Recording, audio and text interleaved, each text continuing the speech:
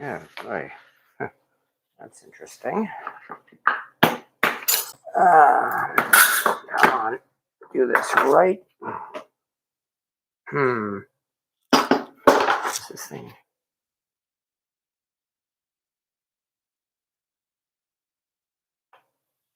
All right. I hope that means the cake is absorbing this.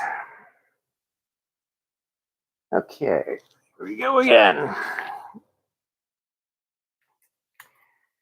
Yes, I know, I started early. This is one of those nights where I wanted to start early, largely just so I could get all this done. And since it technically doesn't involve cast iron, might as well do it before the live video starts. And here's hoping. There we go.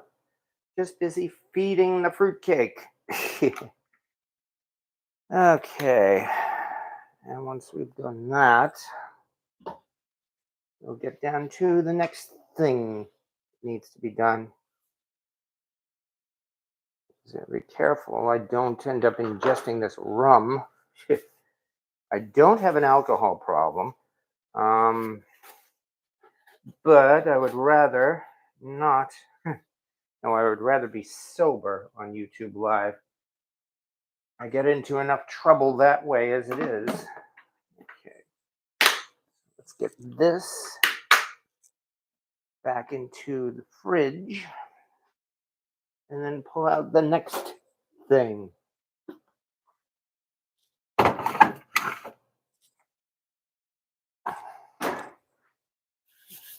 And that would be our chestnuts. And this is why I wanted to start early. There goes one. Because somehow I'm thinking during the actual officially scheduled live, it would be just so exciting just here to be slicing chestnuts for who knows how long. A little bit of there, a little bit of there. There we go. You're supposed to cross these things so that they will not explode when baking. There we go. That's how to do it.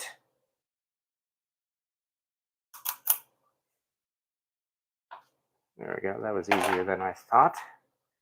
Just simply push. Let's try it this way so that you can see. Might have overdone it.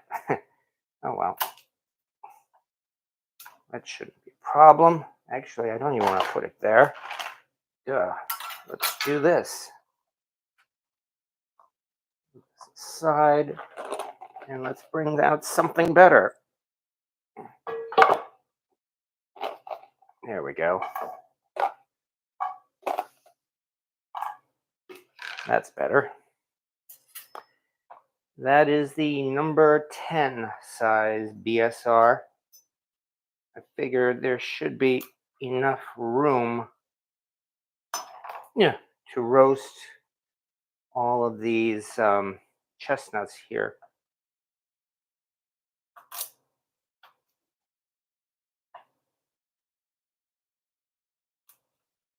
Come on, there we go. Yeah, my difficulty is that, of course, is this the one I already sliced? I think so. Difficulty, of course, is that I don't want to injure myself on this, which would not be good. Oh, you're supposed to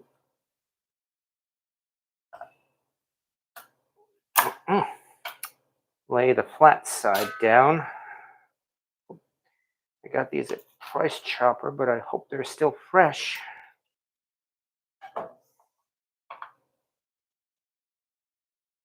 Right. Anyway, yeah, I just had when I came across this recipe once again, I felt this would be something nice to do. And I do like trying, come on. I do like trying new things, as I hope you folks have noticed. Because while there's certainly nothing wrong with using cast iron to make cornbread chicken, cornbread burgers, cornbread steaks, I do try careful. There we go. As I said, I like trying new things. And this sounded like an interesting recipe and one that's not too hard to make. Christmas stew,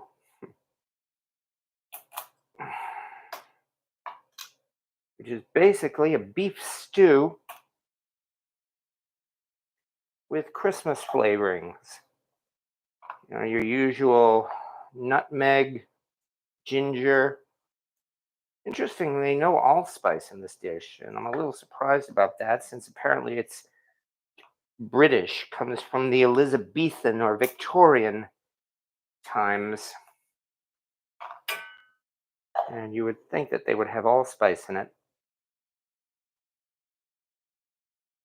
It's actually a pretty easy stew to prepare. It's going to be all of the usual, You brown your you coat your pieces of beef with flour,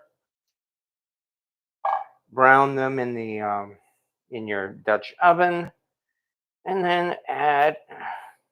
Come on, do this right. There we go.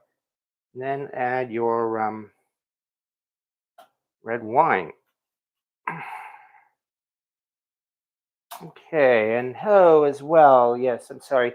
Well, again, we're running a little early here, especially for that reason. So, the supermarket usually has them at Christmas time. I guess you're talking about chestnuts. And yes, my price chopper did have them for that reason. I was afraid they'd be hard to get, but they were at the first store I went to. So, although, like you said, they only seem to have them around Christmas time, of course. Whoops. Definitely overdid that one. That's all right.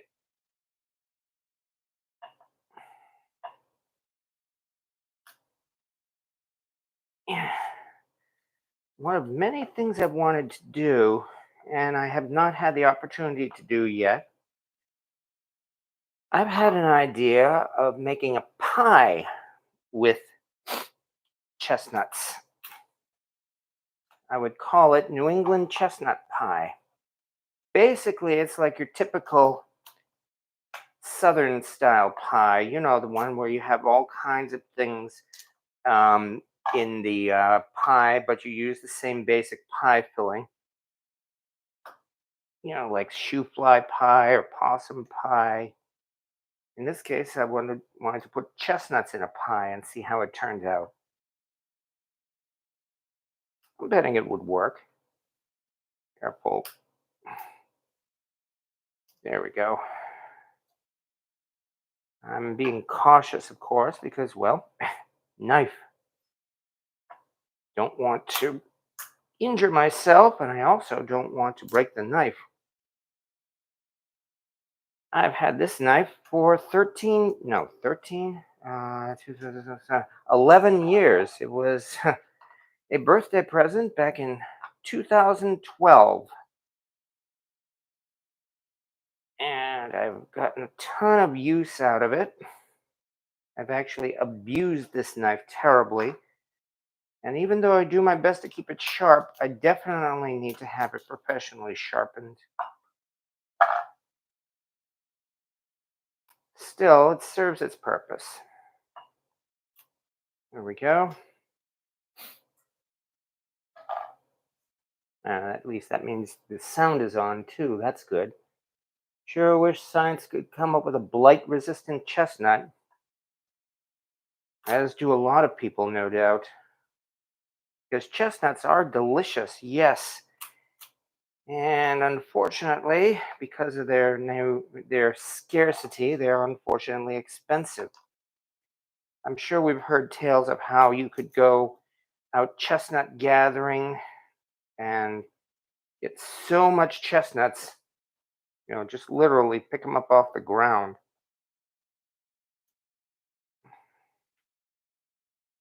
All right, well, we're almost done. So anyway, after putting slits in these, all I need to do is roast them, which essentially means bake them in the oven for about 30 minutes at 400 degrees. And fortunately, the oven is preheated. So once we do this, we will get down to the other task at hand, and that is preparing the stew. The stew is going to have to stew for at least a couple of hours. It is definitely not going to be ready during this live tonight, but that's all right.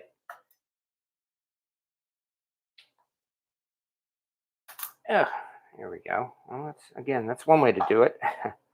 Almost done, and just in time too. Come on, careful. Take your time. Talking to myself like that because yeah, I'm really not interested, as I said,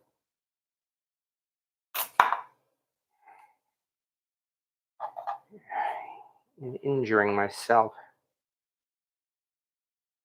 Oh, that one was easy. We have at least one fresh chestnut in this bunch.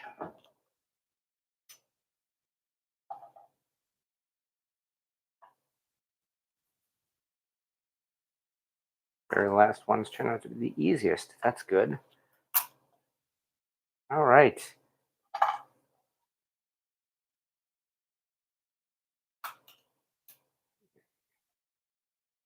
And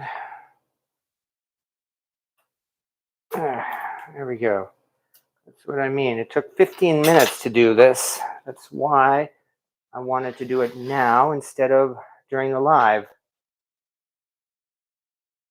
Hello, William Hurt as well. There exist pockets of shelter where trees exist. Hello, Papa Dan. You started earlier than we expected. We were just about to eat. Well, you certainly can. I mean, I really am not trying to interrupt anybody's schedule, that's for sure. I've just been spending the last couple of days watching all of these comments ripping me to shreds over that short video on gumbo, but that can't be helped. I just got an ad for Timu in Spanish. Everything I hear about Timu suggests it's a ripoff. I'm very hesitant to give it a try. Quite simply, you know how what they say, if it seems too good to be true. So, and hello as well, Jimmy Langford and Val's Black Cats Rules. And we've only a couple of minutes to go before we go live. Well, yeah, I know we're already live. I guess before we officially go live. All right, but yeah, I've been in a really more of a Christmassy mood than I expected. So that's one reason why I wanted to do a Christmas stew tonight. Try something new and see how it turns out. Besides, I don't need all of these chestnuts either. Hello, listening again tonight. Well, thank you very much, Granny Graham. All right, we're getting to about that time. Enter this. There we go. That's a little better. You look live, and I think I'm live. Well, I was alive the last time I checked. I guess that's the best I could say. Hello, G. Humphrey. And good evening. And don't worry, I intentionally started this early because I spent the last 15 minutes just carefully cutting slits in these chestnuts here, which is not exactly the most exciting thing in the world. That's why I wanted to do it early. Because now we can get down to the fun stuff. And we're almost ready. I recently learned what chestnuts look like when they fall. They are horrifying. Ooh. Is it live or is it Memorex? Well, considering it is now 8 o'clock, I guess that means we're live. So,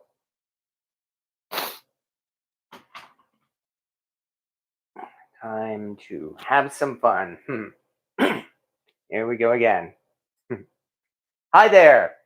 Welcome, everybody, to Cast Iron Wednesday. This has been a long running tradition for many YouTube cooking channels, including mine, where we do a cast iron video on Wednesdays because it's fun, because it gives us something to fill our content, and also because, well, just that.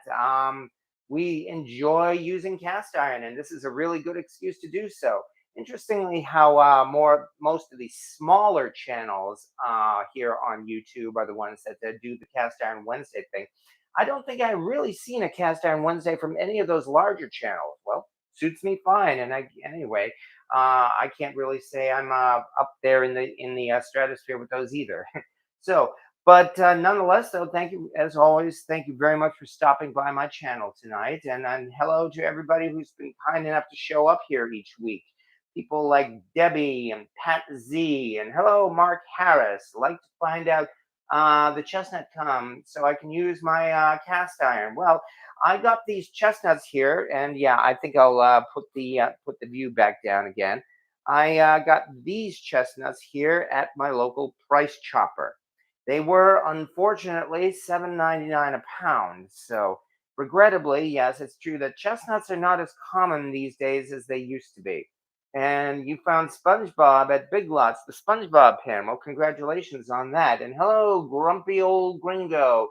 Good evening. Merry Christmas, everyone. Remember the reason for the season and all of that. Yes, congratulations. Um, and hello and Merry Christmas and Yule and Solstice and Happy Hanukkah as well. We are in the midst of Hanukkah at this time, if I figure right, as well as all of the other holidays that all take place around this time of year.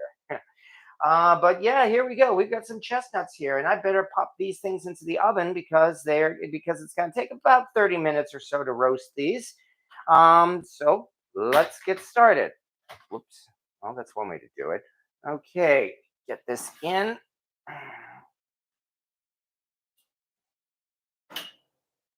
Oh, yeah, that would help. Okay, there we go. That was easy. Just put them in a dry pan. Well, I had to cut slits in those chestnuts, apparently, so that they don't burst as they cook. But yes, then you just simply put them in the dry pan and roast them at 400 degrees for about 30 minutes. Don't forget to stir them. Yes, I'm going to have to take them out, oh, I don't know, in about 15 minutes or so. But from here, we can get on to the other part of this particular endeavor tonight. Yeah, because as the description mentions, I'm trying something new again, and especially since we're getting into Christmas, we're going to simply be preparing a Christmas stew because it sounds good, and I'm certainly very much interested in giving a try. Which means I've got to do some more knife work again because I have a couple of other things to chop up, but this should only take a few minutes. Somebody start a timer for 15 minutes. So yeah, we're talking like 8:18 then. However, from here, let's do a little bit more chopping, but this will not take long at all because all I have to do now is meat and the onions. And I guess we'll start with the onions. And these are, in fact, some shallots.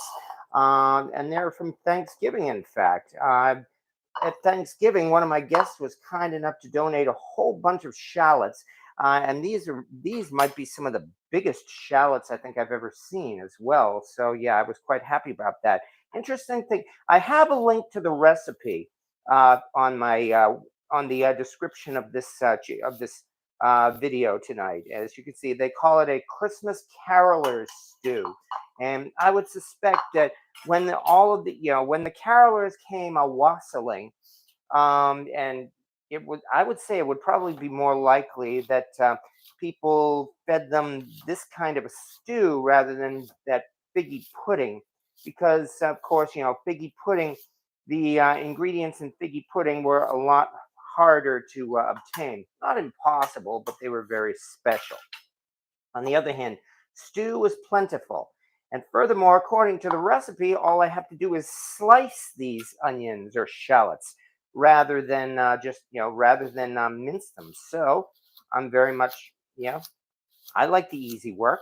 Just try to get them nice and thin here, and watch myself. I'm playing with a sharp knife again. So I better really concentrate on this. Okay, but this is not taking long at all. One more, and then comes the beef. Oh, yeah. As I mentioned, I've had this knife, this chef's knife now for 11 years.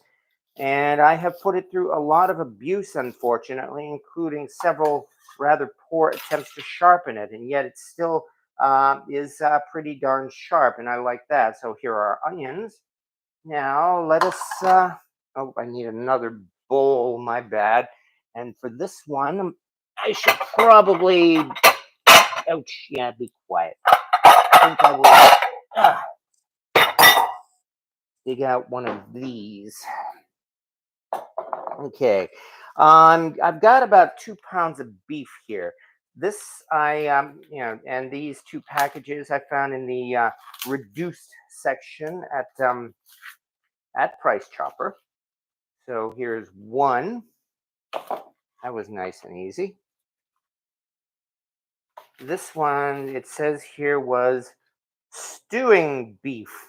In other words, actually, they call it stir fry fajita meat. Okay, if that's what you say. The other one, on the other hand,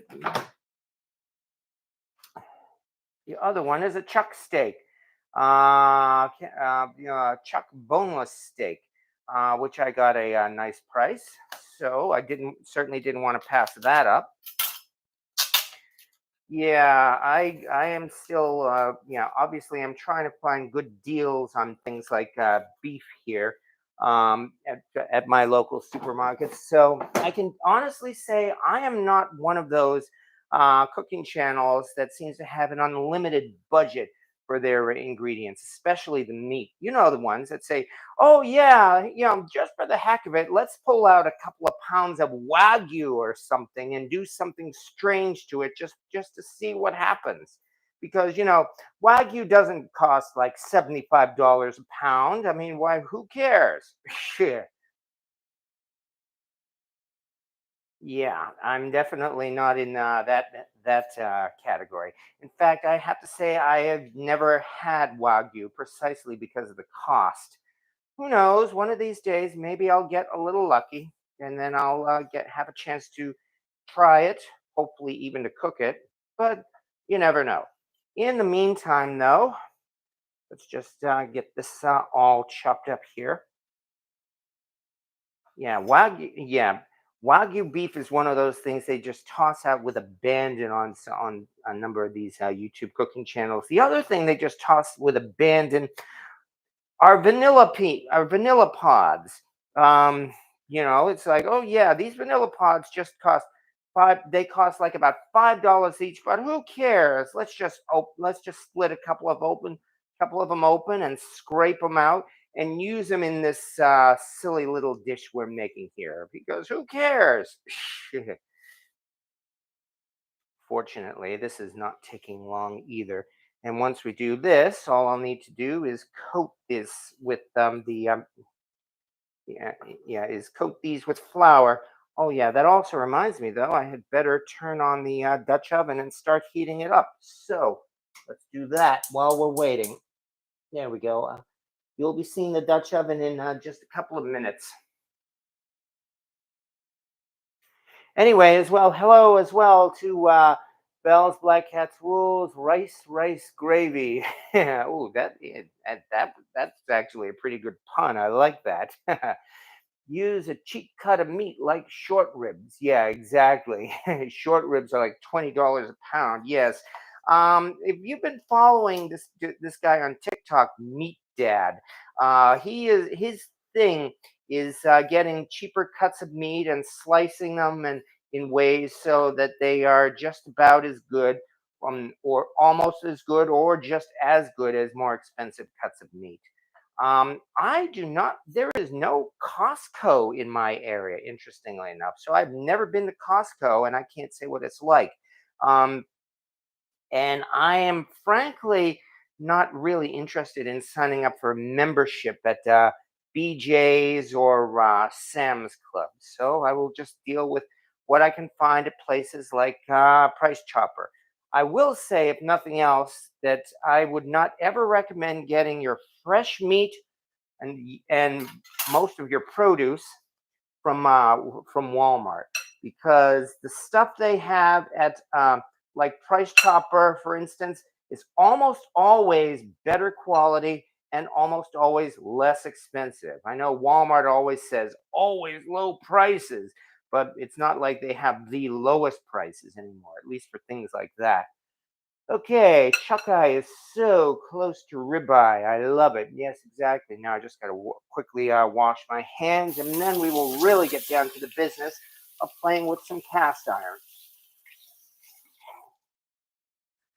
Okay, as I mentioned, the recipe we are doing tonight is for a caroler's stew. So let me bring that on. Okay. Use of fruit and savory recipes during the Elizabethan era was very popular, especially with the upper classes and the royal court. This is based on a genuine Elizabethan recipe, which I've adapted for modern day cooking. Okay, that means it says here we're supposed to fry the onions first and then toss the cubes of beef in the flour with the spices and seasoning.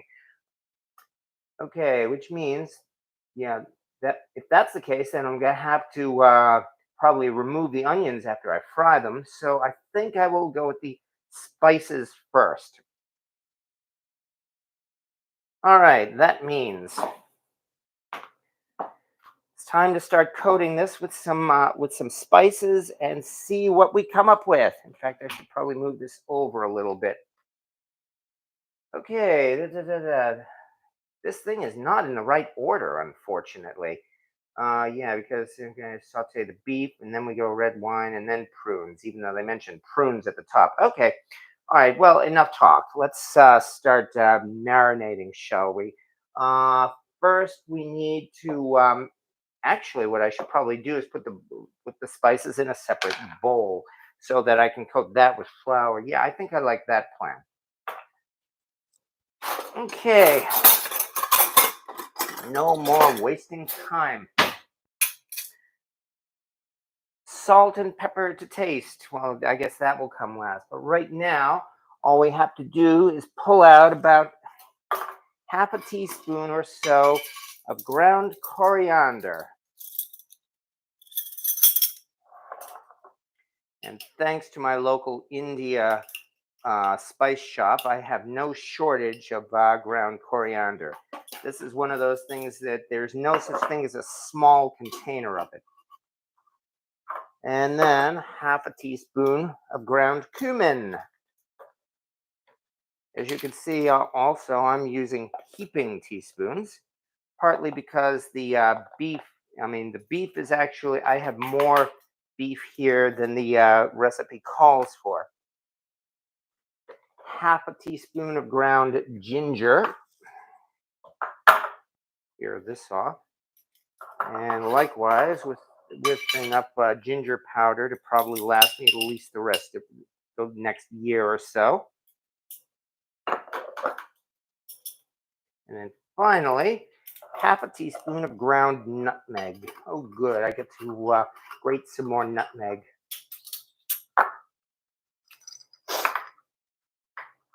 Okay. I have already given my nutmeg speech, so I won't bother saying it again. But I am just glad to have another excuse to grate up some nutmeg. 'Cause, yeah, I love nutmeg. And this doesn't take long either. So satisfying. This microplane is one of several kitchen items I inherited from mom, in fact, just when I was getting started in learning how to cook. She gave this to me, so I'm really glad to be able to use this.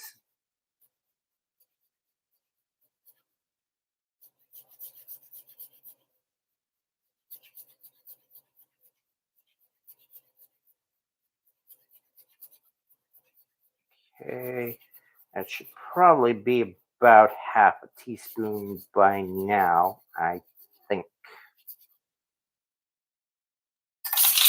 All right, close that up, which means the last thing we need to do. Well, now that we've done all that, now I think we can go with the same direction as the recipe and start frying ourselves up some onions or shallots, which means we get to say hello this week to the Lodge cast iron enameled Dutch oven. There we go. In fact, I might even have to raise this a little bit more because this is a fairly big pot. Okay, at last. No more wasting time as well. And hello.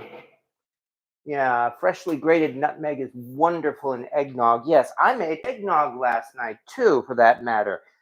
Filmed a video of it and everything, but then it was so busy at work today that I didn't have any chance at all to edit it together. So I'm hoping to work on it maybe tomorrow or so. But here we are again. This is, I believe this is actually a 7-quart Dutch oven. So yeah, this again was a birthday present about 3 or so years ago, and I'm also glad to be able to use that. Cynthia Wesley, I've been quiet, stealing for myself. I was eating homemade spaghetti and meatballs. Ooh, that sounds good. Okay, now throw in a little oil. This oil happens to be my stir fry oil, which is 90% canola and 10% extra virgin olive oil. And that's probably more than enough. And then from the nuts. I'm forgetting things tonight. Got to get a wooden spatula here because we are using an enameled pot. Never use metal on enamel. And I can't believe how many of these big professional YouTube channels do that. Okay, but here are our shallots.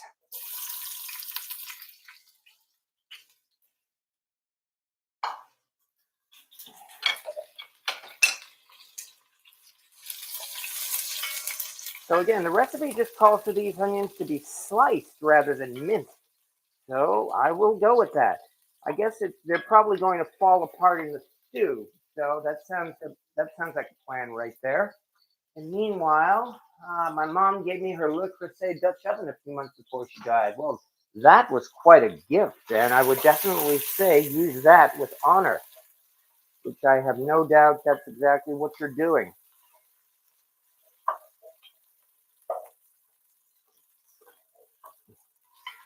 And especially since these are shallots, I can see it's not going to take long to cook these.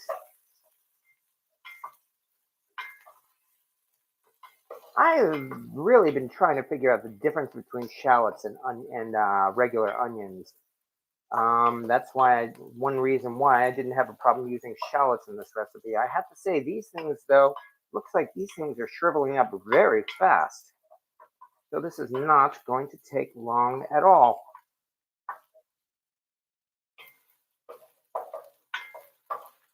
Which means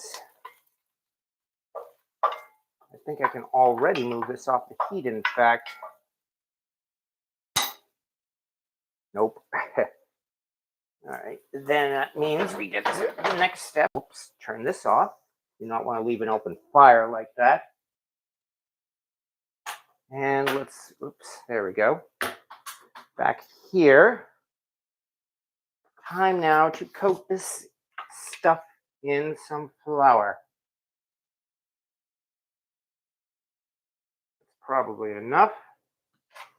As you can see, I'm eyeballing it. I'm not exactly being very specific here because that's one thing as well about those old medieval style recipes, or in this case, Elizabethan or Victorian, is that while I'm pretty sure they did have precise measuring instruments, um, uh, their measurements were not nearly as precise as they are today. So I don't have a problem with just eyeballing it. Besides, all I'm trying to do is coat this more or less with flour, which is a standard step really in getting beef stew or stewing beef ready. Maybe just a tad bit more, but not much more. That's probably enough, I think. Just move it around, get it all coated. And there we go. Which means now, according to the recipe, bring this up. Come on, there we go. Okay, now toss the cubes of beef in the flour combined with the spices and seasoning, and then add the onion. Okay, which is easy, and then add them. Oh, add them to the onion. Okay, phew. Wondering about that. So according to this, I'm supposed to season these things now.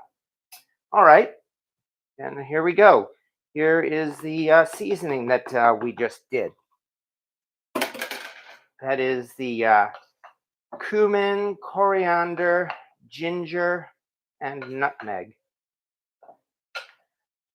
You know, more and more I'm regretting not throwing in some allspice. Nonetheless, at this point, I think I will just do what the recipe says. Because it's my first time making this, and more importantly, making this live. But there we go. That again wasn't so hard, which means now we get to turn the heat back on again. Hopefully this will be the last time for a while that we do this roller coaster of moving you folks back and forth.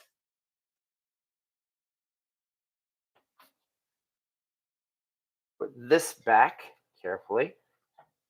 All right, that means we've got to get this nice and hot again, but I'm betting that won't take long.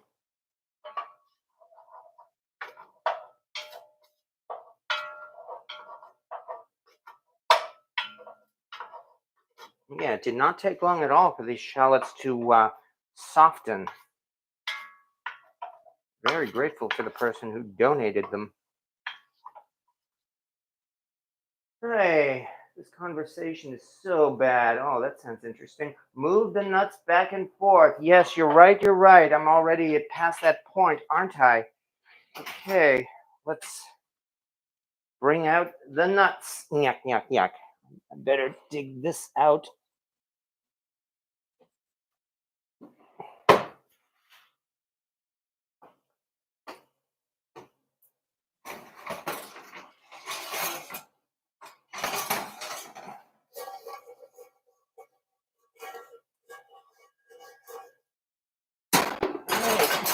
Probably just a few more minutes. Okay, and meanwhile, this is sizzling now, which means it's likely time for step 2. Let's add the beef. Where is the beef? Here's the beef. I also made sure to use a large Dutch oven for precisely this reason. Try to scrape off as much of this as I can. Okay. Yeah, this is really not going to take very long because, as I said, once all the stew ingredients are together, I'll just be simmering it on the stovetop, which means we will have a nice conversation. We don't even add the chestnuts now. We don't add them. The chestnuts are supposed to be added, they said, like about 10 minutes or so before the stew is done. That's one reason why I decided to roast those chestnuts now.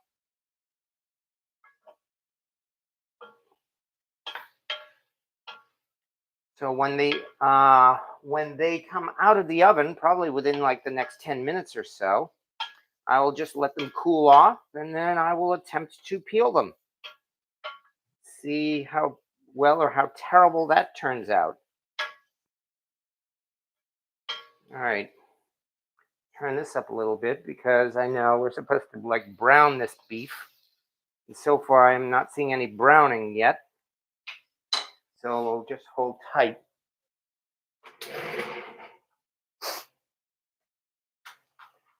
And moderate dressed up in oven gloves. Exactly. You almost had burned nuts. Yeah, that's what worries me. Maybe I should take them out now, in fact, for precisely that reason. So, I heard your point, Jimmy Langford. Langford.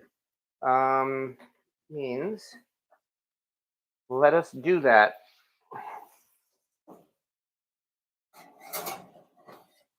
Oh yeah, I think these things are definitely roasted. I'll say that much. And I do not detect any burn smell. So hopefully we should be all set there. Which means I can turn off the oven at least. So thank you very much for the advice. All right. Time to get back here meanwhile. Lord, I'm glad Rick D ain't here with these guys tonight. Autocorrect changed. Okay. Lordy knows you don't want to burn them at that price. You are absolutely right there, that's for sure. So now we can just concentrate on the beef. There we go. These are starting to get a little bit of browning. And I'm starting to smell something too.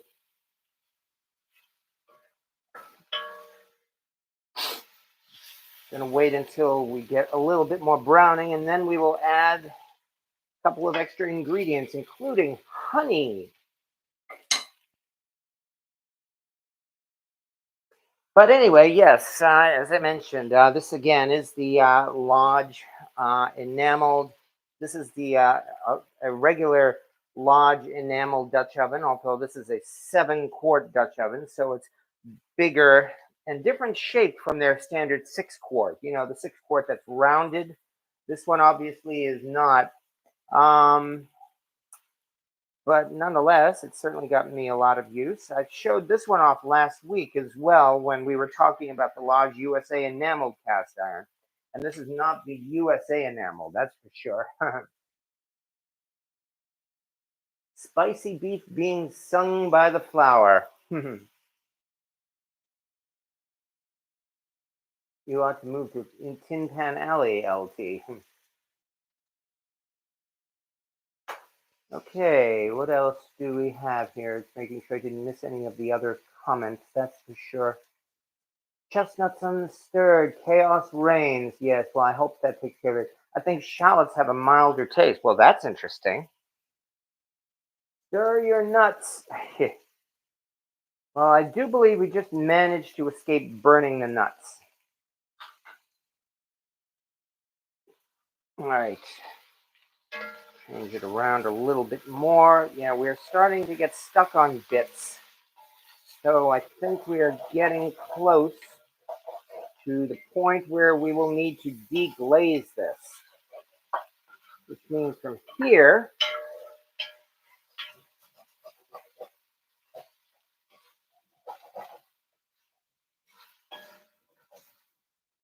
means now, let's pull out that recipe once again. Come on. Okay, that means now kind of saute until brown. Okay, that means, oh, good. Tossed beef. All right, well, this part is nice and easy.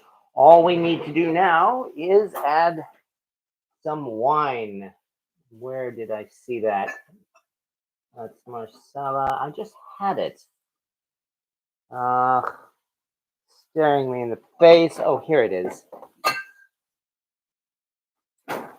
Here is some Cabernet. Pull this off. There we go.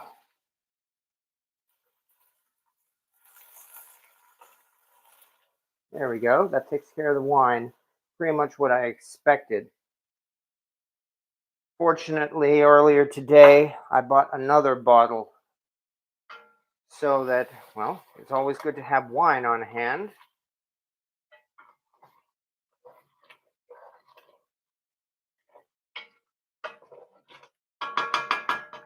I just only realized at this moment, all we're talking about here is, oh, yes, that's right, one other thing that we're going to be adding. And that would be, we're also going to throw in some honey.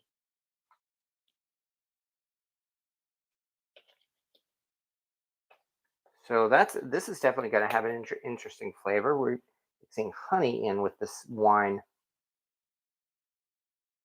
It says 1 tablespoon, but obviously this is a little more than a tablespoon.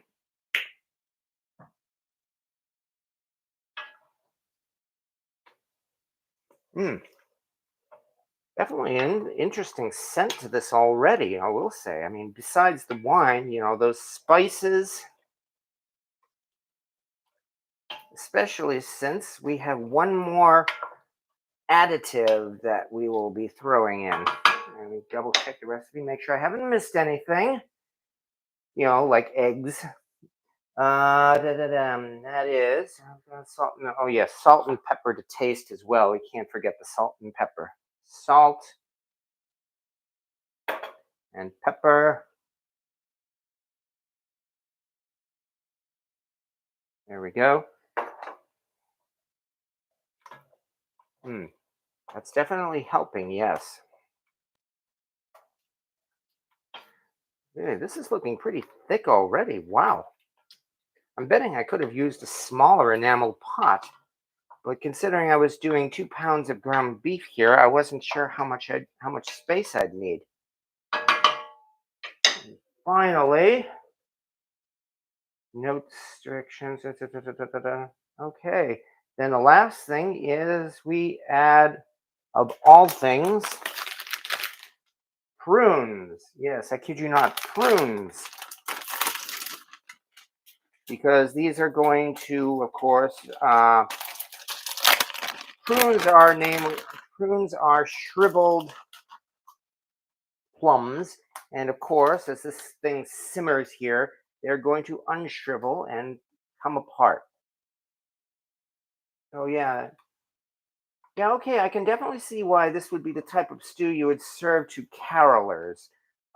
Because it really doesn't have any other ingredients here. I suppose I could modify it.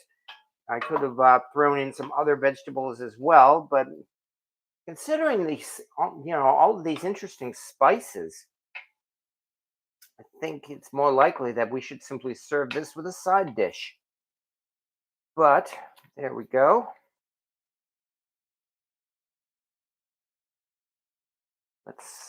Okay, now that we've done that, we can turn down the heat to low, put on our cover, and very gently simmer these. It says here for about 2 hours. Ugh. So that takes care of that part. Yeah, I know, no veggies. Look at the recipe, and you can see this is exactly what it says. The ingredients are vegetable oil, dried prunes, honey, red wine, uh, the seasonings, coriander, cumin, ginger, nutmeg, plain flour, stewing beef or brisket, the onions, and the chestnuts. And that's the only thing it mentions for this. So, yes, quite frankly, I am actually quite as surprised as you are. But I guess the question is, considering how much, how we've got these sweet seasonings here, I mean, how well would carrots go with something like this? Hmm, that's a real question, isn't it? Okay, anyway, let's get down to our chestnuts. And boy, yeah, these things definitely roasted. Look how these things have come apart. So, if we examine this closely, yeah, definitely, I would say we did avoid burning it. So, thank you once again for your advice on this. And from the looks of it, it shouldn't be that difficult to peel either once they've cooled off. Hmm. Candied carrots are great. Yes, they are. All right. Corey, are you back cooking yet or playing ill so the wife can cook? Now. Okay, Randy Duffy, got my lodge pie pan a few days ago. Haven't used it yet, but I think this Sunday I'm going to try a sweet potato pie. Well, that sounds good, actually. Rocket Caver, yes, your comments are showing up. I can see your comments here. Jimmy Langford, I'm so proud and jealous of my cousin. He picked up a $500 Le Creuset Dutch oven at an estate sale for $200. Well, that's something. That must have been quite the pop there. Are we talking about like one of those huge 12-quart Le Creuset pots? Because I had one of those before I wore it out, and it's likely that he will probably get enough use out of it to last a lifetime. So congratulations about that. Shadow Walker XM.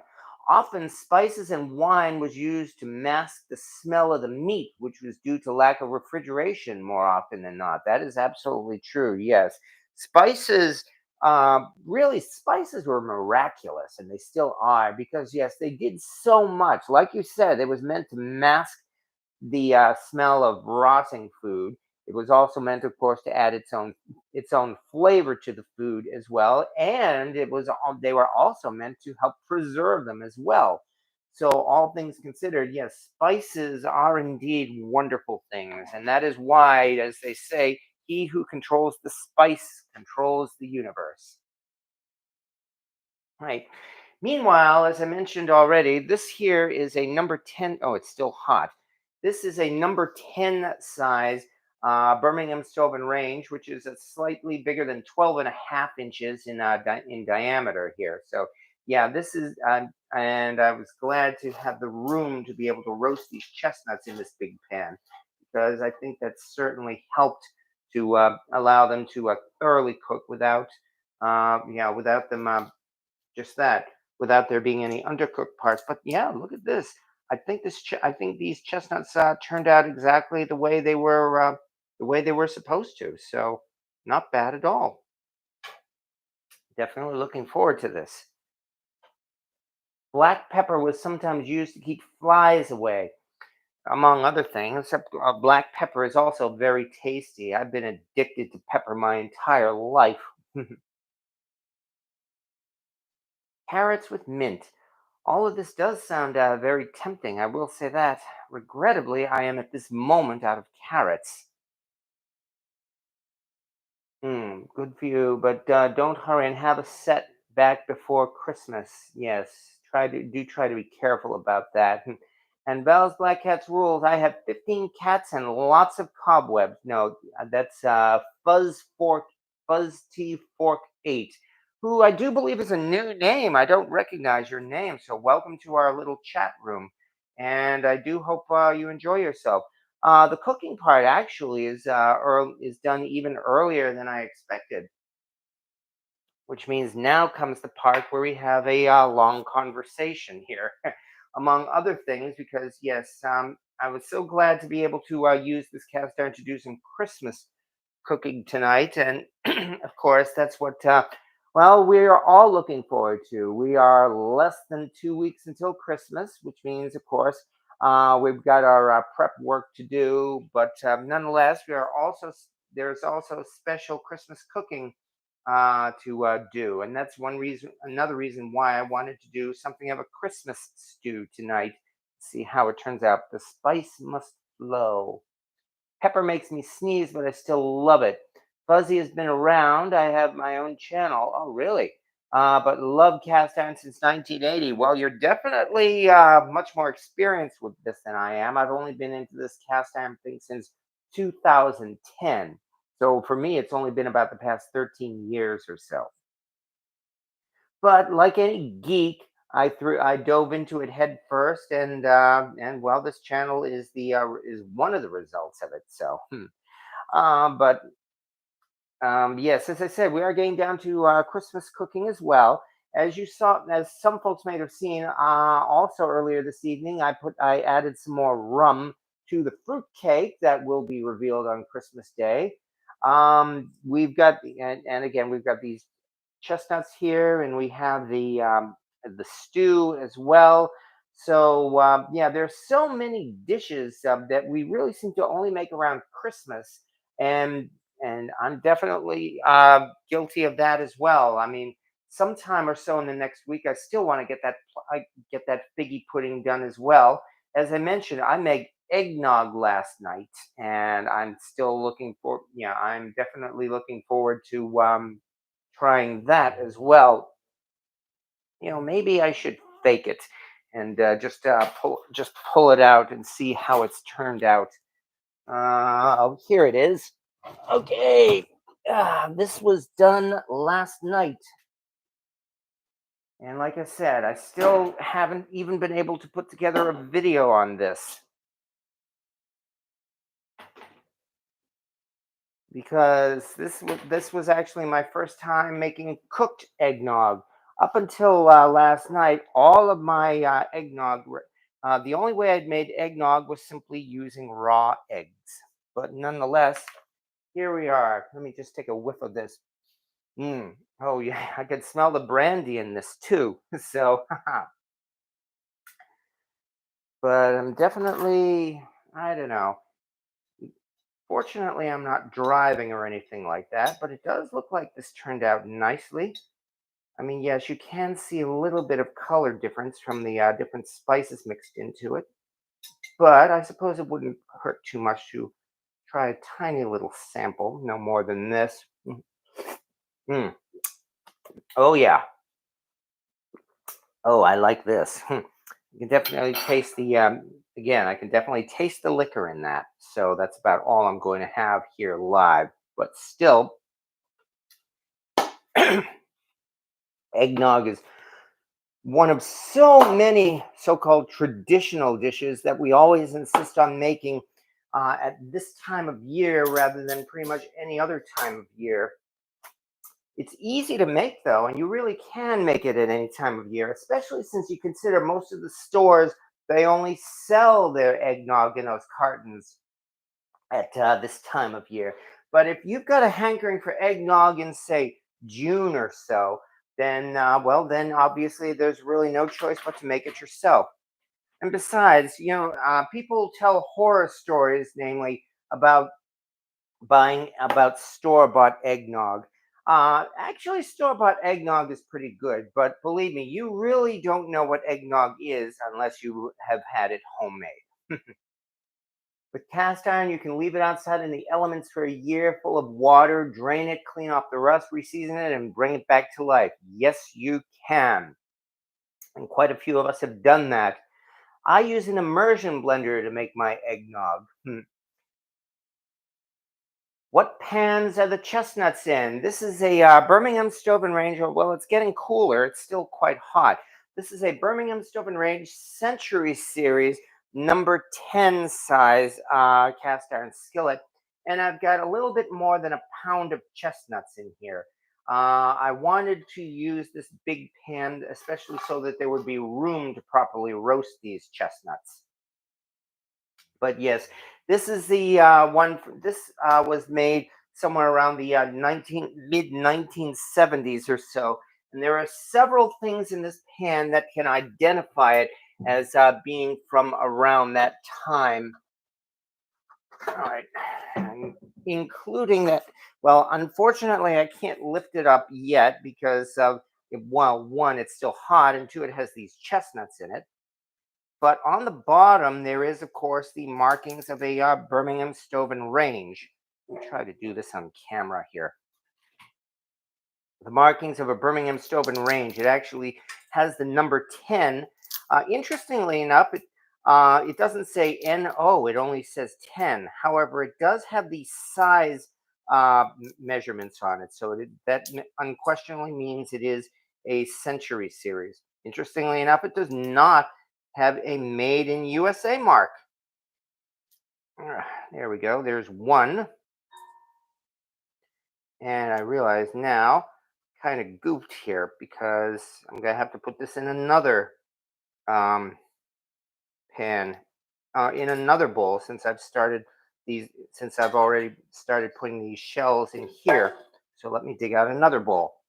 Hmm. Okay, and we will do this one. Okay, there we are. So yeah, we're definitely off to a start, and oh, even though it's only the first one, mm, uh-huh. Oh yes, this is done. Mm. It has that wonderful chestnut flavor. Does not taste raw at all. I'm definitely not going to be using all of these chestnuts in this stew. Maybe I will actually. I mean, as you saw, there really wasn't much else in that stew, unfortunately, other than those prunes. So maybe I will just put in all of the chestnuts, except of course for the shells there. I love Wagner. Yeah, I love Wagner, Griswold, and Lodge. But I've never talked about cast iron until now. Well, welcome to this channel where we've been talking about cast iron now for the past several years. I've been doing videos on this channel for more than 10 years. Started doing these live videos here a little more than 3 years ago. And I'm pleased to say that we've made some friends here, the people who show up here every week. And I'm very grateful for that. Not to mention some other friends who have their own channels as well, like Louis J. or the Mud Brooker, who are also who also show up here fairly often and who have their own YouTube channels as well. Yeah, there is quite a community of cast iron users and collectors these days, um, and that is one of the results, I guess, of the big resurgence in cast iron's popularity over the last decade or so. Of course, as well, it's the 21st century, so you have fandom communities for just about everything. Maybe I should get like a little knife or spoon or something to scrape this stuff out of the shells. Yeah, that works.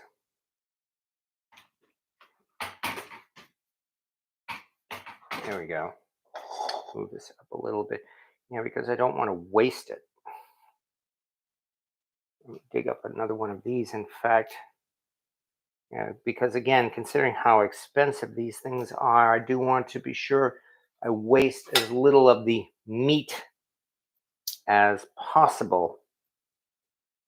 And yeah, I think I love my cast iron, but I've been getting a lot of use out of carbon steel lately. Yes, I have been hearing that from some folks.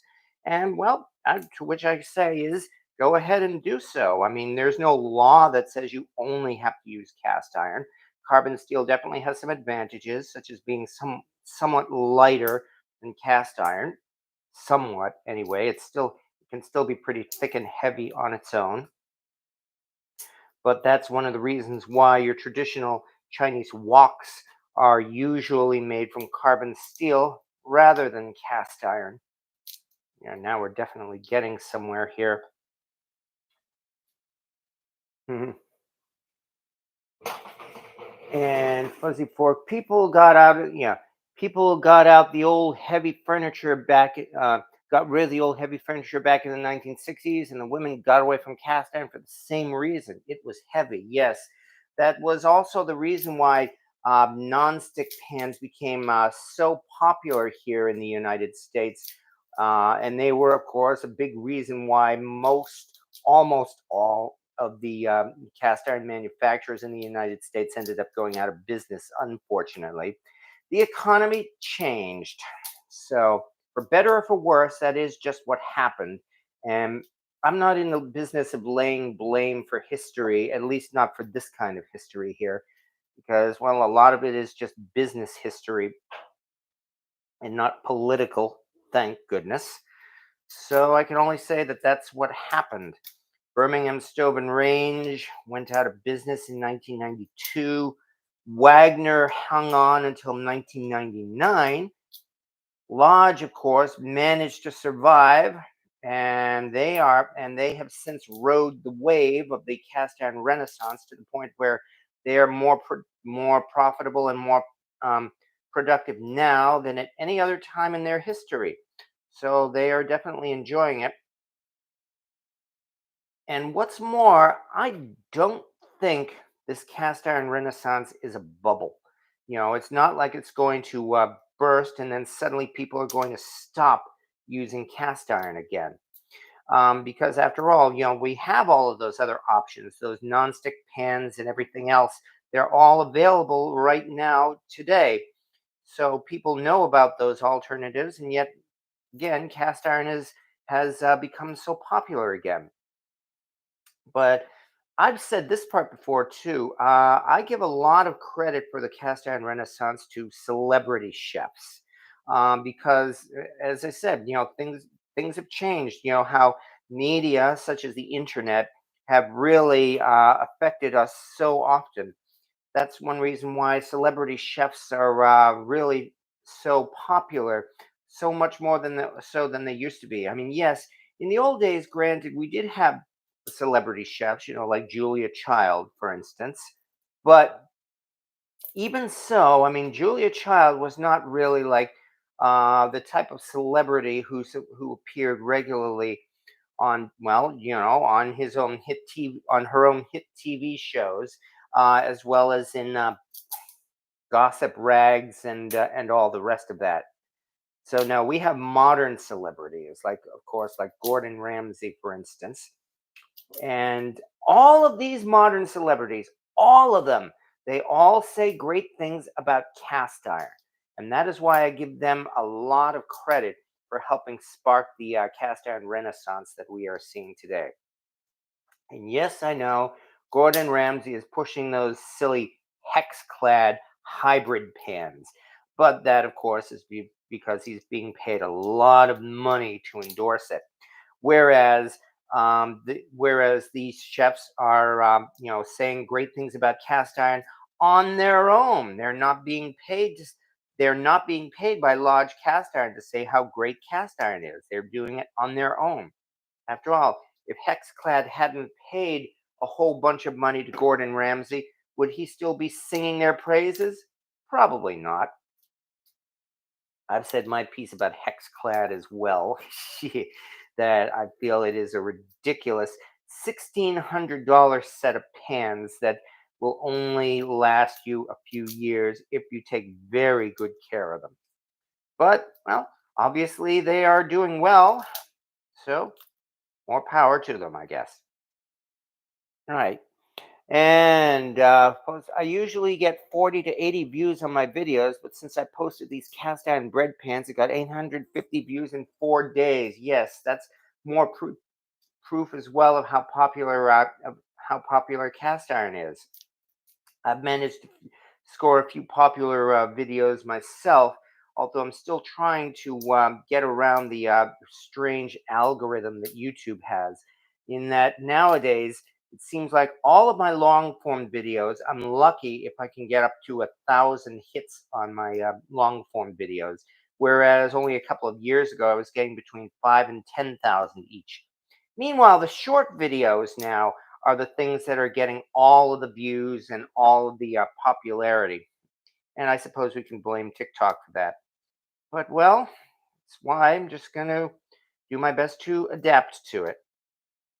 Cynthia Wesley, you got to realize the younger generation got rid of both heavy cooking and furniture and now wishing for better grade heavy furniture and cookware. Yes, indeed. The retro thing really is a big deal. So, and as well, manufacturers know that, which is why they're catering to that market. So it's twofold as well. Tangled is a result, yes. Shorts are fun too. Yeah, cast iron has always been used by my family ever since I can remember. My grandmother did have a set of cast iron pans, but she ended up passing them on to one of my cousins who was lucky enough to inherit them. Mom, unfortunately, as much as I dearly miss mom, um, was not that much of a cook. Quite frankly, our grandmother as sweet and loving as she was not that much of a cook, and really, she did not take much of an effort to teach cooking, even to her daughter. So um, that's why it was really. I ended up catching the cooking bug on my own in December of 2010. 2010. Holy cow! Now today's the 13th.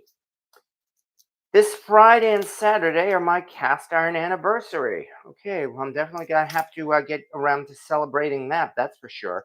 I've done my cast iron anniversary celebration a few times on this channel, and folks will probably know that. I've told my story enough times of how I caught the cooking bug and cast iron bug in particular. And thanks to my posting it on Facebook, I know the exact date that it happened too. December 15th and December 16th of 2010. So yes, those are definitely special dates for me.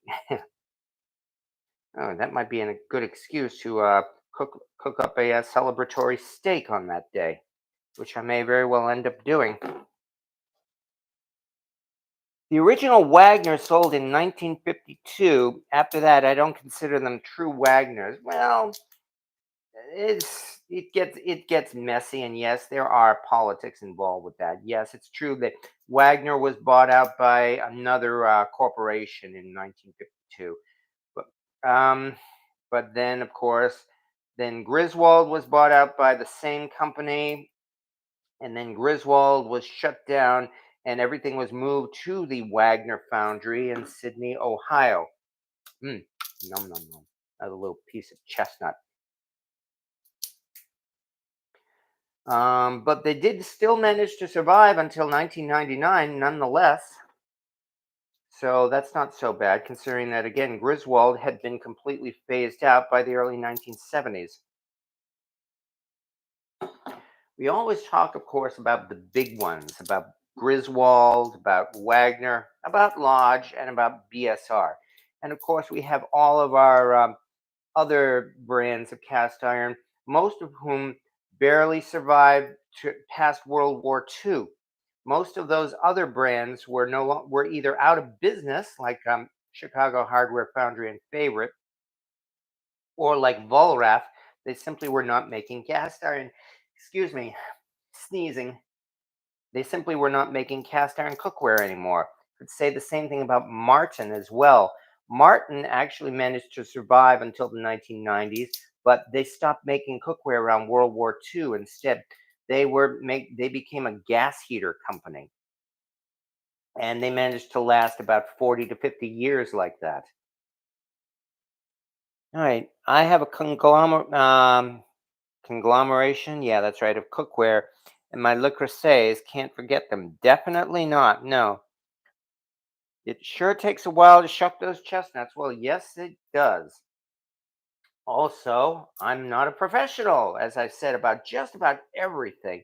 So I'm doing a very poor job of peeling these chestnuts. Nonetheless, we really definitely have some definitely made some progress here.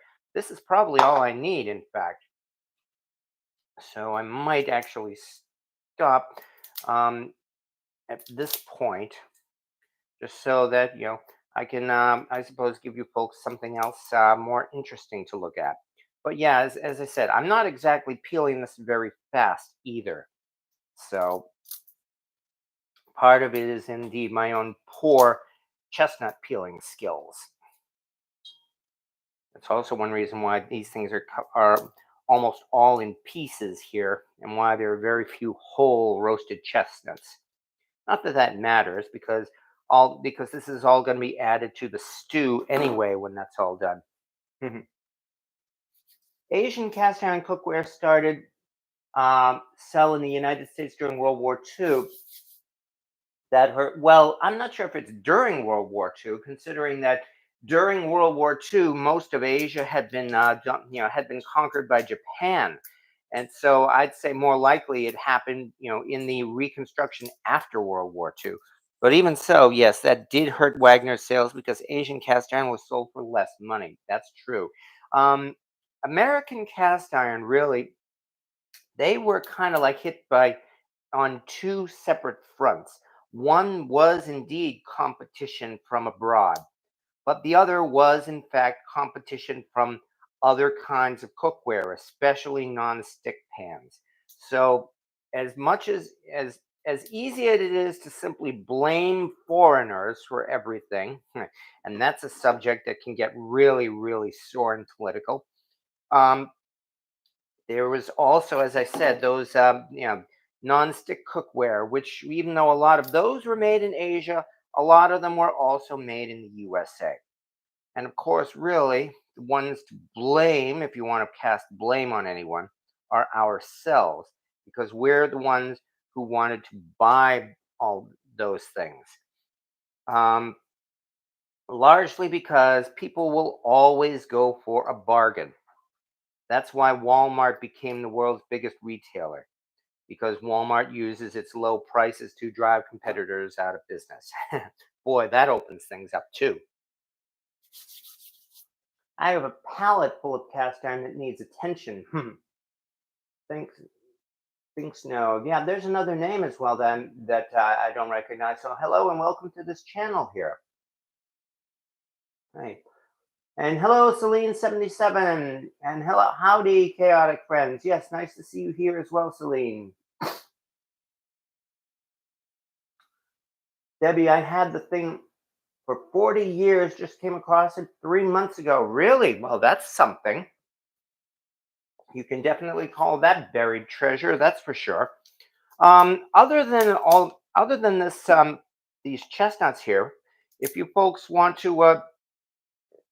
me to pull anything out of my collection and show it to you, I'll be more than happy to do so.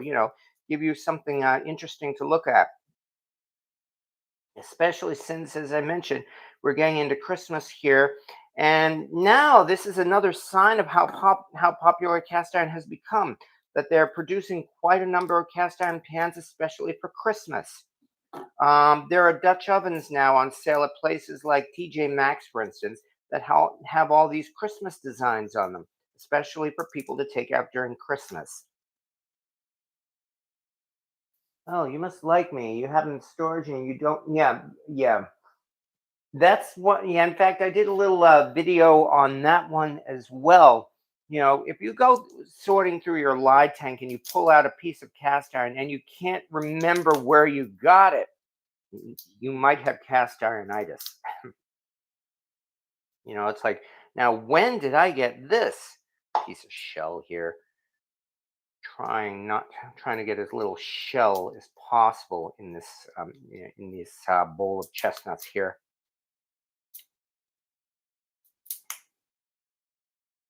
All right, just about done at this point.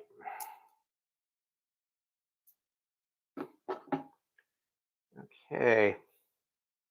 Does anyone here know where post-blight chestnuts come from? They still come from the same place they've always come from. Blight did not completely wipe out chestnuts. They have managed to preserve a fair number of chestnut trees. You can still find chestnut trees in the wild, well, at least in the New England and New York area, you can. It's just that they are far, far less common than they used to be, unfortunately. They're not extinct, though. So I guess we can at least say that much. I've collected cast iron for some time, all kinds of pieces, also woodworking planes, probably ton of stuff to restore one day. Oh yes, planes. I know that's. Yeah, I believe that's like the other thing that woodworkers say. Daddy's got a saw problem. Seems like every hobby has one of those things that you just can't own one of. Whether it's owning 15 number 8 skillets like I do, or in your case, as you said, planes or saws.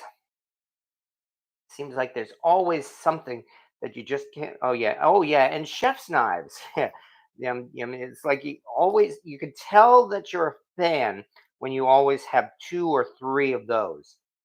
I mean, I've had to limit myself to four chef's knives, and I'm still trying to do my best to get as much use out of them all as possible. I used one of them tonight, at least. Mhm. Mm.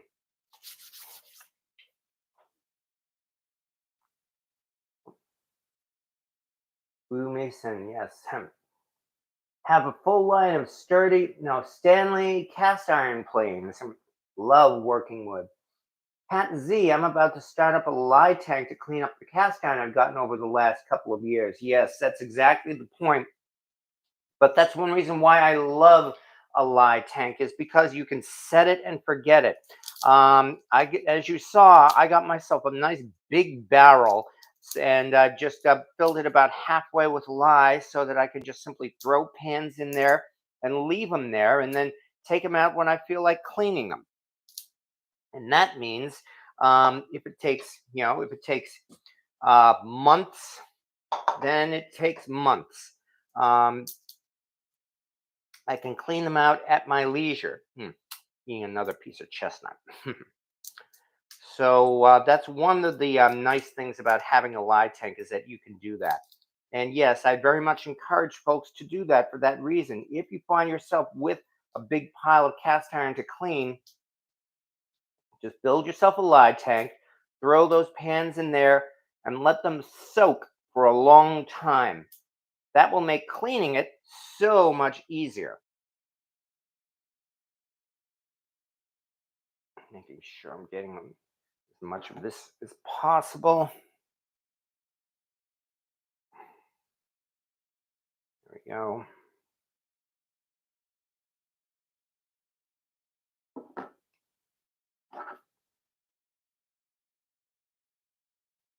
Okay.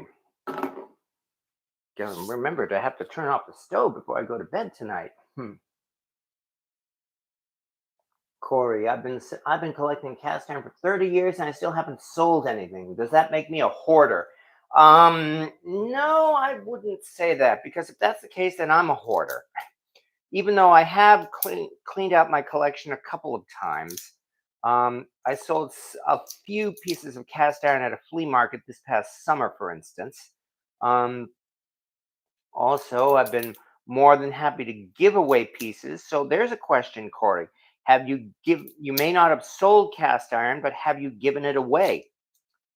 Friends, family, or the like. I mean, after all, we are in the Christmas season, and being able to pull a few pieces out of your give it away pile, well, there you go. That saves you some money. Am I doing what I think I'm doing? Ugh, yeah. I, ugh, great. I, I switched these around and then wasn't paying attention. I got to take these shells out and put them in there. But anyway, as I said, if you have a give it away pile, like I do, then you might have cast ironitis. But having a give it away pile certainly is useful, especially for times like this time of year. It's like, oh yeah, I forgot that person. Great. So that means, oh well, I know. I'll just dig out a cast iron pan and give it to them. So, of course, on the other hand, if your family and friends have given you orders not to give them any more cast iron this year because you've already plied them with more cast iron than they'll ever need, then you might have cast ironitis. So it's kind of like a two-edged sword, that's for sure. But yeah, this is what I mean. I'm doing a poor job of this because I'm breaking up all of these chestnuts. Not that it matters, of course. I mean, only good reason for having whole chestnuts is, of course, the presentation. Since this is all going to go into a stew anyway. But yeah, I'm actually looking forward to trying the stew out, though. That's for sure. Between the beef stewed in wine and the prunes, and then having these chestnuts mixed in. So yeah, this is going to be one heck of an interesting stew, that's for sure. I bet there exists some cooking alchemy that makes them nuts easier to shuck. You're probably right. Um, on the other hand, well, that I yeah. Speaking of being a hoarder, I don't want to get into the habit of collecting kitchen gadgets. All of these, as they call them, unitaskers, things that are good for one thing only. I mean, there probably is a chestnut peeler, but how often do I roast chestnuts? Heck, as I told you already, this is about my first time roasting chestnuts.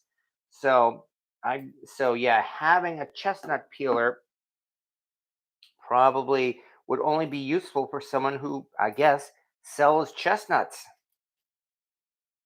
Other than that, well, at least I can definitely say I've made some progress here. I mean, I've got this bowl more than halfway full of roasted chestnuts. So, in that respect, I can definitely call this a success. Mhm. And Randy Duffy, I've only been cooking for about 4 years and about 300 ish in my collection. I haven't sold any either, but I've given some away. Well, there you go. That is a sign of not being a hoarder. I think I can safely say that. That if you can willingly give away some parts of your collection, because unfortunately, I'm reminded, my dad was a hoarder and we lived with it until he passed away. But after he passed away, then we had to clean out the house and his storage unit and his car. Huh. Yeah, so that was when we found things like he had things like business receipts going back to the 1980s and the like. So yeah, that unfortunately is a sign of being a hoarder, and that is something I'm really determined not to be. Which is one reason why I'm saying things like I'm trying not to get every single piece of cast iron out there. In that, even though I've got, for instance, a fair number of Griswolds, I'm not trying to get a full set of Griswolds. I think I'm sort of trying to get a full set of BSRs, but that's only one series. And even so, I really haven't spent huge amounts of money on it. I have regularly passed up things if they were not a real bargain, which is why, I mean, for instance, I could shell out $300 on eBay and get one of those new idea pans, which, as we found out recently, were made by Chicago Hardware Foundry. But I do not have the urge to do that. Likewise, I'm looking for a BSR Red Mountain number 12 Dutch oven. I think I've said that several times. But I'm not going to pay $200 or $300 for it.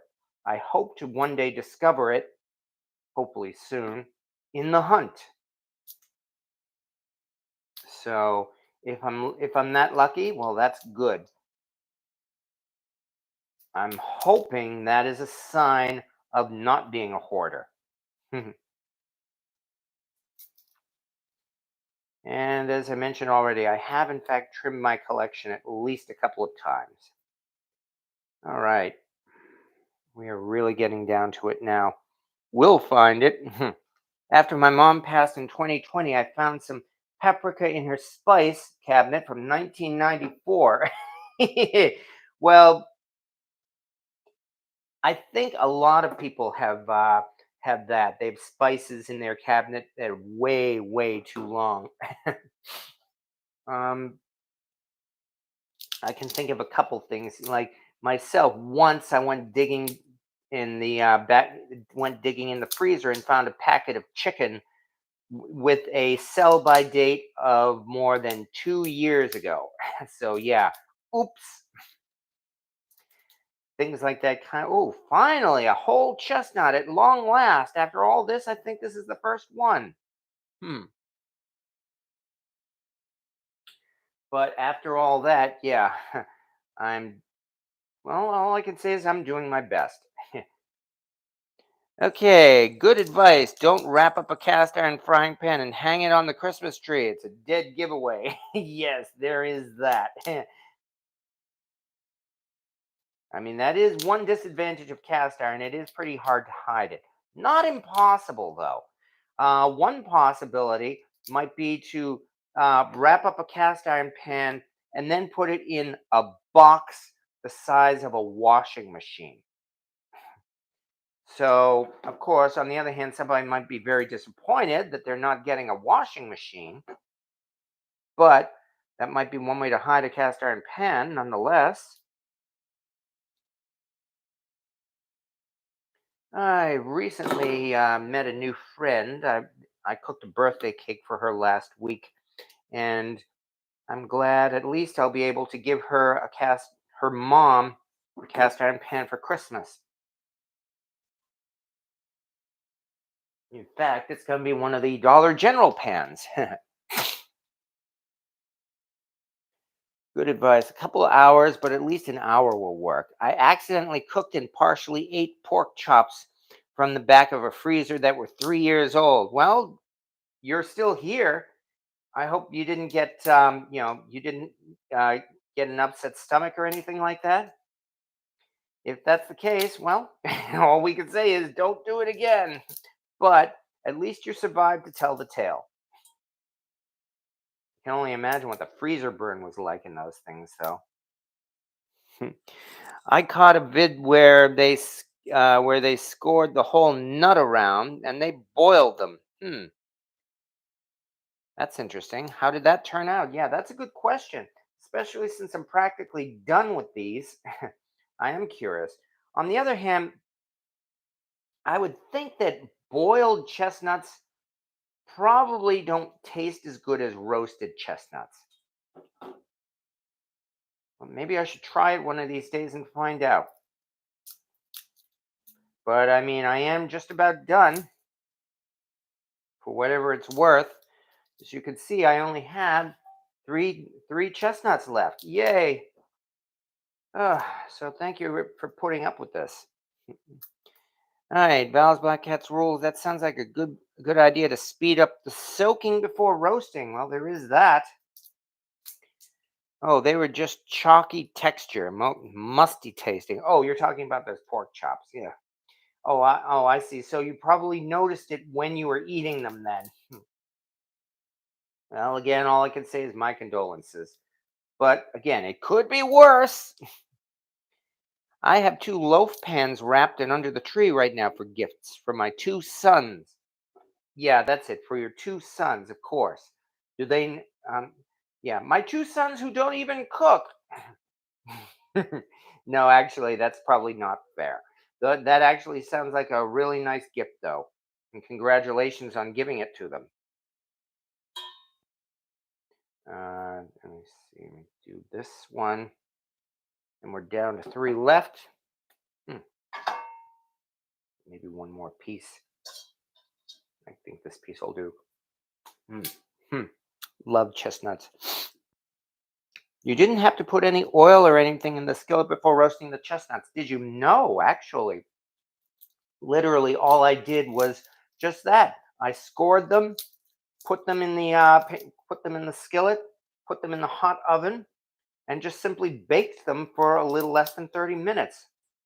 They probably would have burned because I was distracted, but fortunately, the folks here told me to check on them. But because you did, folks, I've got a nice big bowl of chestnuts now. So thank you so much for that. And of course, one of the very last chestnuts turns out to be one of the best. Look at this one. Now, this is pretty much a perfect chestnut, which of course means I only discover it last. And here's the final chestnut. All right. And in fact, we are getting into that time anyway. So that might be a clue. Okay. You didn't have, okay. Interesting technique with the sand. Oh, I missed that. Chestnuts are a rich and creamy flavor. Yes, they are, which is why I have not been able to resist nibbling on some of them as I'm peeling them. Which also is kind of like making me think that I should really look into actually creating a chestnut pie. Do it in the style of a southern pie, where you put in lots and lots of corn syrup and then just basically add your ingredients from there. This last one, of course, is turning out to be difficult, but even so, at least we've got a few good ones.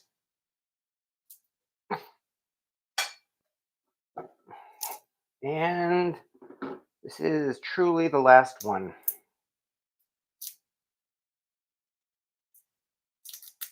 All right.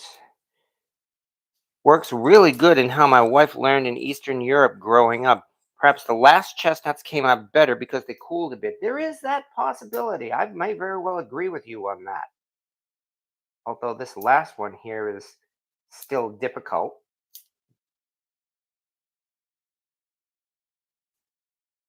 Nonetheless, here we are. At long last. So anyway, I'm supposed to add these chestnuts to the stew in literally the last few minutes. Since the stew has now been simmering for somewhat more than half an hour, I still have at least an hour and a half. Okay, good homemade pecan pie. Yeah, exactly. Fix that pie like a pecan pie. Yes, exactly. That's what I'm really thinking of, and just mix in chestnuts with it.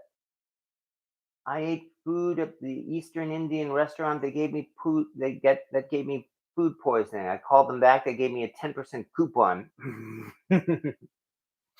Yeah, exactly. Oh, restaurants are so much fun. Of course, I really shouldn't say that because I've never worked in one. Okay, but nonetheless, there we are, folks. Pretty much as promised, we do indeed have our chestnuts roasted in a cast iron pan and roasted rather successfully too, because they were all falling apart. And yeah, I can't resist one more. Mm. Mm-hmm. Oh, I love the taste of this, and I haven't added anything to it. No salt, well, but salt would be terrific. No sugar. Just simply cooked chestnuts. No wonder they're so popular. Mm-hmm. Didn't they used to put chestnuts in stuffing? Yes, they did. And I can definitely see why. These things are good. Peeling chestnuts is like picking raspberries. One in the basket, one in the mouth, one in the basket, two in the mouth. Yes, exactly. So this was definitely worth the effort. But nonetheless, though, we are getting into that time, especially since I started early, and the timer here already says an hour and 38 minutes. So I can only thank everybody, though, nonetheless. Half that bowl would be gone if I was there. Well, I'm not going to be putting all of this in the stew. So yeah, I'd say probably this whole thing is going to be gone before the night's end. Even so, I had cinnamon roasted chestnuts at the arena when I saw Trans Siberian Orchestra. Ooh, that sounds good. I just saw a video about an old technique of cooking potatoes in a cast iron Dutch oven over a fire. The potatoes were cooked in rosin. I don't get that one. Your sand tip was interested, or do you mean resin? I am making chestnut sausage stuffing. These chestnuts are going into a stew, in fact, that I prepared earlier this evening. And it's still simmering right now and will be simmering for at least another hour, maybe an hour and a half. But yeah, actually, chestnut stuffing sounds interesting as well. However, um, got to get down to other things. As I said before, I made eggnog last night, and I have to prepare the video for that. Not to mention this weekend coming up, as I said, celebrating my cast iron anniversary. Probably more steak. At some point, I need to do a figgy pudding. And as for next week, I do have something else planned as well. Since next week is the last cast iron Wednesday before Christmas. And next week, I think I saw this earlier this month and I posted it on my Facebook, but I hope to dedicate myself to actually making it next week. And that would be George Washington's meat pie. I'm definitely looking forward to giving that a try. It's George Washington's Christmas meat pie. So we will see how that turns out next week. But other than that, though, again, I'm very grateful for everybody who stuck around here for some conversation. So thank you very much for that. I mean, we did indeed see some cast iron. We've got the again, we've got the BSR number 12, number 10 here, and let me move the light over here one last time so that we can once again see the Lodge cast iron Dutch oven, where I think I will probably give one last look at the stew, see how it's turning out. And then I do believe we will be calling it an evening. So, oh yeah, off to an interesting start, that's for sure. The plums are definitely filling out as well. I'd say the meat is probably cooked, in fact. I'm thinking maybe in at least half an hour or so, I should probably uncover it just so that the stew can thicken a little bit. But there we go. So this is our Christmas stew. And this was actually very easy to prepare too. The hardest part was the chestnuts, definitely. So, and maybe if this inspires somebody to give it a try, well, why not? Take a chance and see how it turns out. But thank you, everybody, once again for showing up here tonight, which we do every Wednesday evening, and that's why I guess I've seen so many regular friends showing up here. Folks like Val's Black Cats Rule, and Dean Reedy, and William Hurt. Chestnuts good, blight bad. Yes, exactly. And hello, Jerry 1952, and good night. And hello, Kimberly Miller and C.E. Rums and Granny Graham. Yes, everybody have a good evening here because the week is half over, yay, and then we're getting on into another weekend where again we're less than 2 weeks until Christmas, but that's really not a problem because we'll get through it as we always have. So thank you again, everybody, for your time, and we will do this all over next week. Yes, and hello, Dilly D Man, if I'm pronouncing that right. And yes, exactly, Elsie's cat. That's exactly how we end this. So Merry Christmas, everybody, Corey Clark, and everybody else. Thank you very much for your time. And as always, we'll see you next Wednesday.